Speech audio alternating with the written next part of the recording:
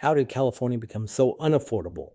The roots go back generations to three interlocking institutional forces. Let's trace them. The first is the post-war suburban boom and its zoning legacy. Between 1945 and 1965, California built millions of single-family homes in suburban rings around its cities, the fastest housing production in American history. It was an economic triumph, but it was also a trap.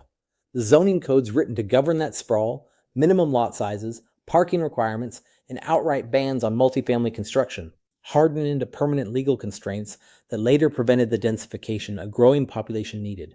And this history is inseparable from race. Post-war suburbs were explicitly segregated through racially restrictive deeds and federal lending standards that denied mortgages in neighborhoods with Black or Asian residents. Even after the Supreme Court invalidated those covenants in 1948, the physical landscape of segregation persisted.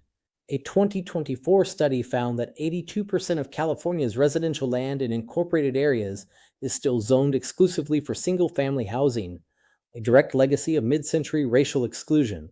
The second force is Proposition 13, and what scholars call the fiscalization of land use.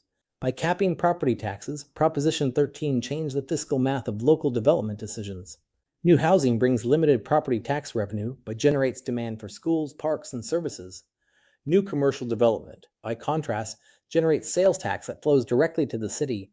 So cities had a powerful fiscal incentive to zone for shopping centers and auto dealerships, while resisting the apartments that would bring residents without commensurate revenue. The third force is the California Environmental Quality Act, or CEQA, passed in 1970. It was designed to make agencies study the environmental impacts of their decisions.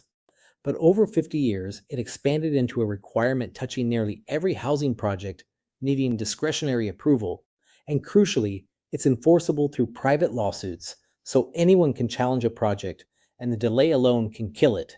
This produces what's called the infill paradox. CEQA, an environmental law, is most often used against urban infill housing, exactly the kind of development that's best for the environment.